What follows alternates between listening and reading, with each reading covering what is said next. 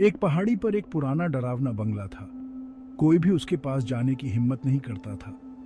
लोग कहते थे कि वहां भूत रहते हैं। खिड़कियां बंद थीं और बगीचा बिल्कुल सूखा हुआ था।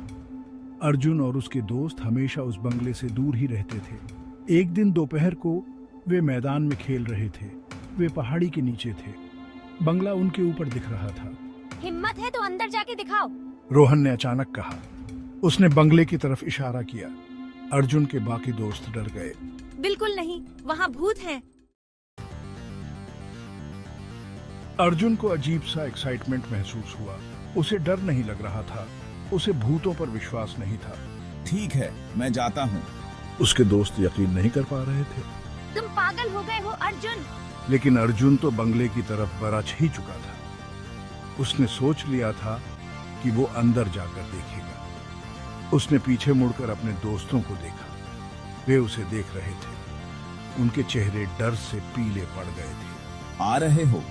उसने पीछे मुड़कर कहा। उसके चेहरे पर शरारती मुस्कान थी।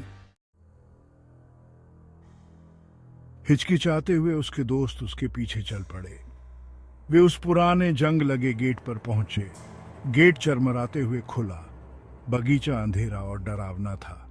हर तरफ मकड़ी के जाले थे। वे रेंगते हुए दरवाजे तक पहुंचे। दरवाजा बहुत भारी था और जैसे ही अर्जुन ने उसे धकेला वो चरमराने लगा। अंदर की हवा ठंडी और नमी वाली थी। पुरानी किताबों और धूल जैसी अजीब सी गंध आ रही थी। बच्चे डर के मारे जड़ से जड़ गए क्योंकि उनके पीछे एक दरवाजा जोर से बंद हो गया। अंधेरे में धूल के कण नाच रहे थे जहां रोशनी की एक किरण अंदर आ रही थी। वे अंदर दाखिल हुए।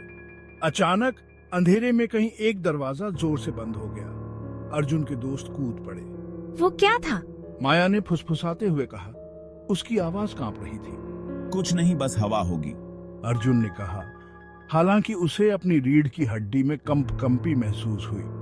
बंगला निश्चित रूप से डरावना था। वे सावधानी से घर में घूमने लगे। हर आवाज पर वे चौंक जाते थे।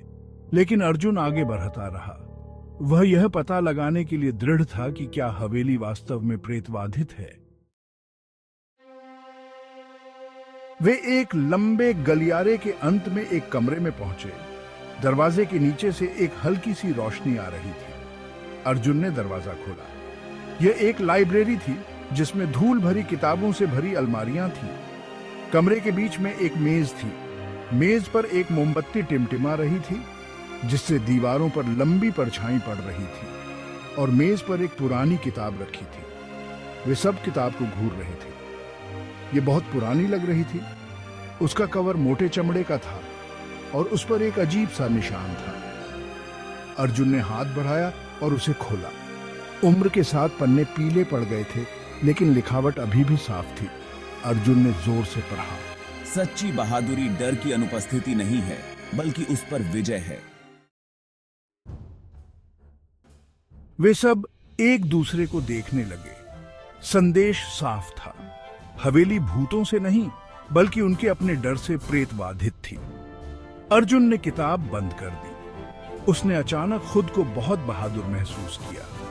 वे हवेली से बाहर निकल गए और पहाड़ी से नीचे उतर गए। सूरज डूब रहा था जिससे खेतों में लंबी परछाई पड़ रही थी। देखा, डरने की कोई बात नहीं है। अर्जुन ने अपने दोस्तों को देखते हुए मुस्कुराते हुए कहा। उसके दोस्त अभी भी थोड़े डरे हुए थे लेकिन उन्हें मानना पड़ा कि अर्जुन सही कह रहा था। उन्होंने अपने डर को अपने ऊपर हावी होने दिया था। उस दिन से वे सभी अर्जुन की तरह थोड़े बहादुर बनने की कोशिश करने लगे।